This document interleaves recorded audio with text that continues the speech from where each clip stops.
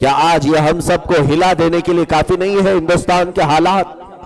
جو دل درد کرتا ہے کہ سیدنا سلطان الہند غریب نواز کا یہ ہندوستان، غریب نواز کے خلفاء قطب الدین بختیار کاکی اور محبوب الہی کا دلی آج دہل گیا۔ فسادات کی وجہ سے پورا دلی جل رہا ہے اور جگہ جگہ لوگوں کی چیخیں، بچوں کی آوازیں، عورتوں کی پکار سننے کو مل رہی ہے۔ اگرچہ ہم 2000 کلومیٹر دور بیٹھے ہیں، مگر یہ زمانہ اب سوشل میڈیا کا اور میڈیا کا اتنا تیز ہے کہ ادھر سے پکاری ہوئی چیخ 2 منٹوں کے اندر ہمارے پاس بھی پہنچ جاتی۔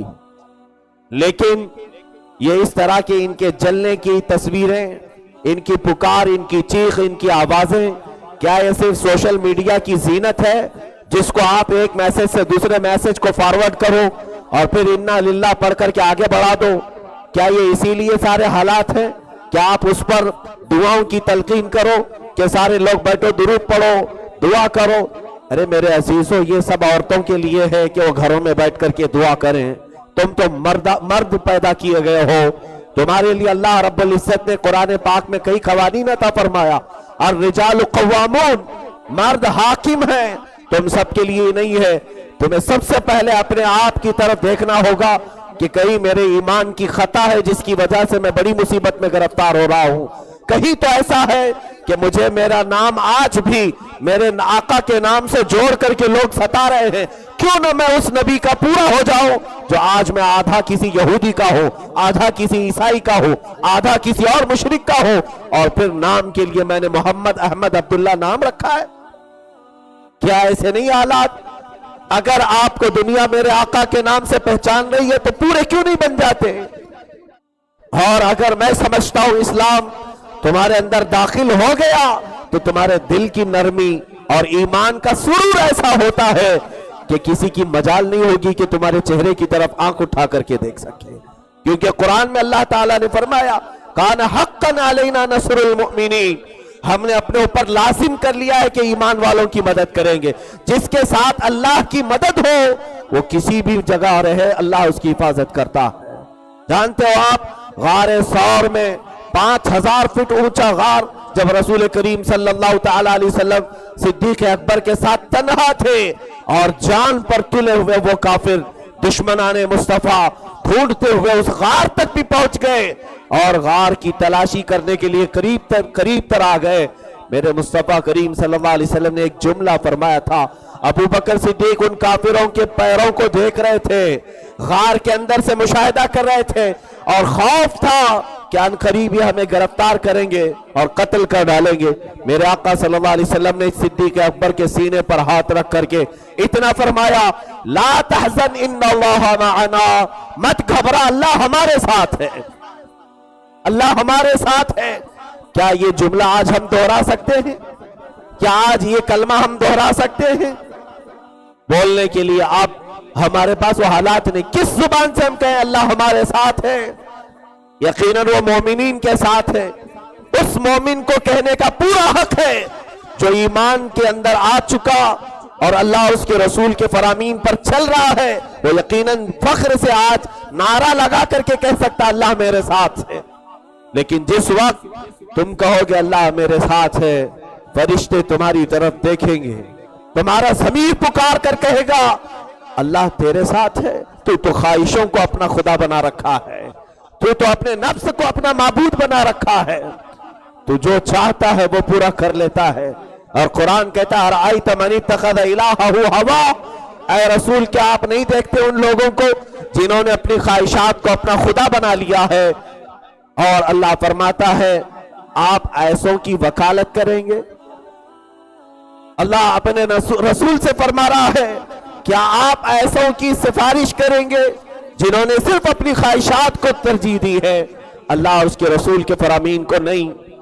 آج میرے عزیزوں دل دکھتا ہے اسی بات پر کہ ہمیں جس کگار پر آج لا کر کھڑا کیا گیا ہے اب بھی لوگوں کے حالات ایسے، ہمارے بچوں کے، جوانوں کے، کہ وہ واپس آنا نہیں چاہتے۔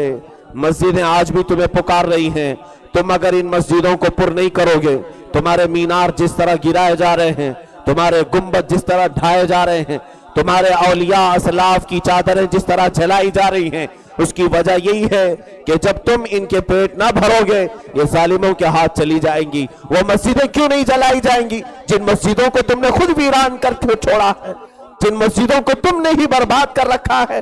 اور قیامت کے دن آج تو چلو ظالموں نے ان مسجدوں کو ہاتھ لگایا اور جلایا ہے، کل قیامت کے دن یہ مسجدیں خود تمہارے خلاف مقدمہ کرنے والی ہیں۔ حدیث پاک میں مسجدیں اٹھائی جائیں گی قیامت کے میدان میں، اور وہ اپنے اپنے محلے والوں کے خلاف شکایت کریں گی، اے رب ذوالجلال میں دنیا میں بھوکی ہوتی پیاسی ہوتی، ان میں سے کوئی مجھے کھلاتا بھی نہیں پلاتا بھی نہیں۔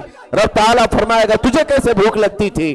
وہ کہتی ہے جب بھی اذان ہوتی میرا پیٹ خالی ہوتا مجھے بھوک لگتی، اور ان میں سے کوئی نہیں آتا، اگر یہ سجدے کرتے تو میرا پیٹ بھر جاتا۔ یہ تو ہمارے خلاف کھڑی ہونے والی مسجدیں تو پل بھر میں بنا لیتے ہم، اور ہم سب جن عبادتوں کو قائم کرنا تھا ان عبادتوں سے بھاگتے ہیں۔ جس بچے کو پکڑ کر کے ہم اندر لے آئیں، بعض تو اندر والے اسے باہر کرتے ہیں، بعض تو اس کے نفس امارہ کی شرارتیں اسے باہر کرتی۔ خدا را اب وقت ایسا ہے میرے عزیزوں، زیادہ کہنے کا بھی نہیں ہے، پتہ نہیں ہماری آواز کب بند ہو جائے، اور جانتے ہیں اب حالات ان لوگوں کی آوازوں کو بھی قتل کیا جائے گا، ان لوگوں کی زبانیں کھینچ لی جا رہی ہیں، یا ان کو قید میں ڈال کر ختم کر دیا جائے گا جو آج کسی کو جگا سکتے ہیں اور بول سکتے ہیں۔ اسی لیے مجھے خود میری اپنی زندگی کا کوئی بھروسہ نہیں، لیکن میں قادر مطلق رب ذوالجلال کی ذات پر یقین رکھتا ہوں، وہ جب تک چاہے گا ہمیں زندہ رکھے گا، جب ہماری موت مقدر ہوگی چاہے وہ کسی بھی ذریعے سے ہو وہ موت آ کر کے رہے گی۔ اگر ہماری موت کسی ظالم کے ہاتھ لکھا رکھا ہے اللہ نے تو پوری دنیا کے چاہنے سے وہ موت کا ذریعہ ٹل نہیں سکے گا، اور اگر رب تعالیٰ نے بچانا ہماری تقدیر میں لکھا ہے پورے ظالم ایک صف میں کھڑے ہو جائے ہمارا بال بھی بیکا نہیں کر پائیں گے۔ اس لیے رب ذوالجلال کی ذات پر یقین رکھ کر آج ہمیں جتنا بولنا ہے وہ ہم بول لیتے ہیں، آج ہم اپنی ڈیوٹی جتنی نبھانا ہے وہ نبھا لیتے ہیں۔ بہت سارے تو علماء اتر پردیش کے آئے اور انہوں نے کہا کہ ہماری زبانوں پر تالے، ہماری زبانوں پر پابندیاں، جیل کی سلاخوں کا ڈر ہے، تنخواہیں ختم کرنے کا خوف ہے۔ یہ ایسے حالات میں ہم ہیں میرے عزیزو، چند دنوں کے بعد ہمارے بچوں کو اسلام نام سے بھی گھبراہٹ سی ہونے لگ جائے گی، یہ چھپ چھپ کر کے دین سیکھنے کی کوشش کریں گے۔ آج اسی طرح کے ماحول میں لانے کی کوششیں کی جا رہی، پھر بھی مجھے امید ہے ہندوستان ابھی اتنا برا نہیں ہوا، ہمارا یہ ملک اس قدر پرامن ہے کہ پوری دنیا میں اس کی مثال دی جاتی ہے۔ آج میں یہاں پر کھڑے ہو کر جو غیر مسلم ہیں ان کو بھی دعوت دوں گا کہ میرے آقا صلی اللہ تعالی علیہ وسلم کی سیرت پر چلتے ہوئے میں آج اپنے منبر سے اعلان کر رہا ہوں، آؤ میثاق مدینہ جو میرے آقا نے قائم کیا تھا تم بھی چاہے تو قائم کر لو۔ حضور پاک صلی اللہ تعالی علیہ وسلم جس وقت مدینہ طیبہ تشریف لے گئے، اللہ کے حبیب صلی اللہ علیہ وسلم نے وہاں کے یہودیوں کو بھی بلایا، وہاں کے عیسائیوں کو بھی بلایا، اور ایک ایگریمنٹ ہوا، یہ طے پایا کہ مدینہ پر جو بھی حملہ کرے ہم سب آپس میں مل کر کے اس کا مقابلہ کریں گے، اور ہم نہ تمہاری عبادت گاہوں کو مسمار کریں گے نہ تم ہماری عبادت گاہوں کو مسمار کرو گے۔ یہ میثاق مدینہ تھا۔ آج کے ہندو، سکھ اور عیسائی جو ہمارے علاقوں میں رہتے ہیں، آؤ اس طرح کا معاہدہ کرو کہ ہم تمہاری کسی عبادت گاہ کو نہیں مسمار کرتے، اور تم میں سے کوئی بھی مسجد کے مینار و منبر کی طرف بری نظر سے نہیں دیکھو گے اور نہ ہی مسمار کرنے کی کوشش کرو گے۔ اگر یہ معاہدہ ہوا تو پھر پوری دنیا کے چاہنے سے ہمارے اتحاد کو کوئی نقصان نہیں پہنچا سکتا۔ آج بھی ایسے بہت سارے سیکولر دماغ والے لوگ موجود ہیں، نیوٹرل تب خیالات رکھنے والے، ہندوؤں میں بھی ہیں، سکھوں میں بھی ہیں، عیسائیوں میں بھی ہیں، جو یہ نہیں چاہتے کہ امن کے حالات خراب ہو جائیں۔ آج میرے عزیزو دیکھ نہیں رہے آپ، لوگ یہ بھڑکا کر کے اگر جنگ کے حالات لانا چاہتے ہیں، کئی دن قبل ہی میں نے تفسیر قرآن کے ایک موضوع میں عرض کیا تھا، جنگ سے کبھی کسی کا فائدہ نہیں ہوا۔ خود میرے آقا صلی اللہ علیہ وسلم نے فرمایا لا تتمنوا لقاء العدو، کبھی بھی دشمن سے مقابلہ کرنے کی تمنا مت رکھنا۔ بہت سارے لوگ سوچتے ہوں گے ابھی نکلوں، ابھی اس کو ماروں، ابھی قتل کروں۔ حضور کا فرمان ہے مقابلہ کرنے کی تمنا مت رکھنا، جتنا ہو سکے جنگ کو ٹالو، ختم کرو، امن کی بات کرو۔ یہ میرے آقا کے فرامین میں سے ہے۔ حضور صلی اللہ علیہ وسلم نے صحابہ کو سب سے پہلے تلواریں دے کر کے کسی علاقے پر قبضہ اور حملہ کرنے کے لیے نہیں بھیجا، بلکہ ہمیشہ امن کی طرف انہیں بلاتے رہے، امن کی دعوت دیتے رہے۔ اگر مقابلہ کر کے ختم ہی کرنا ہوتا، حضور پاک صلی اللہ تعالی علیہ وسلم صلح حدیبیہ کبھی نہیں کرتے، جبکہ سارے صحابہ کہہ رہے تھے 6 ہجری کی بات ہے، حضور احرام پہن کر کے مکہ جا رہے ہیں، 1400 صحابہ آپ کے ساتھ ہیں، سب احرام پہنے ہوئے ہیں، اللہ کے گھر جا رہے ہیں۔ مکہ والوں نے راستہ روک لیا، 35 کلومیٹر باہر احرام اتارنے پر مجبور کر دیا۔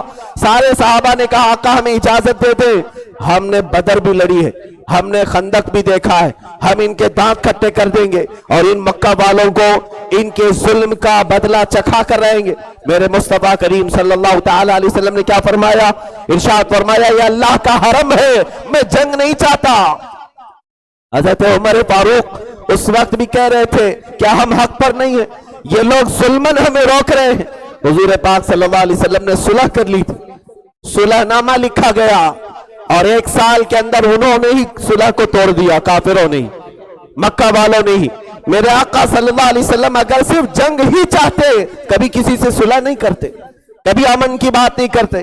آج ہم اس مصطفیٰ کے دیوانے ہیں، ہم اس مصطفیٰ کی امتی ہیں جنہوں نے ہمیں یہ تنبیہ کی ہے کسی بھی وقت جنگ کی تمنا مت کرنا، فَإِذَا لَقِيتُمْ، اور اگر آ جائے تمہارے اوپر تو پھر ڈٹ کر مقابلہ کرنا۔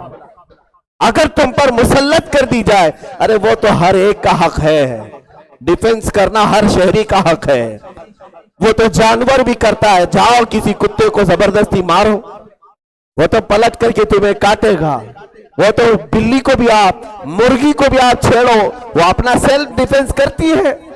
ہمیں زبردستی کسی کے علاقے میں جا کر آگ لگانے کا حکم آج تک نہیں دیا گیا، حتیٰ کہ وہ ممالک اسلامیہ جن میں میجورٹی مسلمانوں کی رہی، وہاں کے کسی نان مسلم کو تکلیف دینا، میرے آقا صلی اللہ علیہ وسلم نے فرمایا جس نے کسی ذمی کافر کو تکلیف دی گویا کہ اس نے مجھے تکلیف دی۔ اللہ کے حبیب صلی اللہ علیہ وسلم نے فرمایا ان علاقوں میں جہاں نان مسلم مسلمانوں کے ہاں پناہ لے کر کے رہ رہے ہیں، ان کو ذمی کہا جاتا ہے، وہ حکومت کے ذمے میں ہوتے ہیں اور ان کے لیے احکام ہے۔ میرے آقا نے فرمایا کوئی چھیڑ چھاڑ نہیں کرے گا ان کے ساتھ، کیونکہ وہ ذمے میں ہیں ہمارے۔ ہمارا اسلام تو یہ ہے۔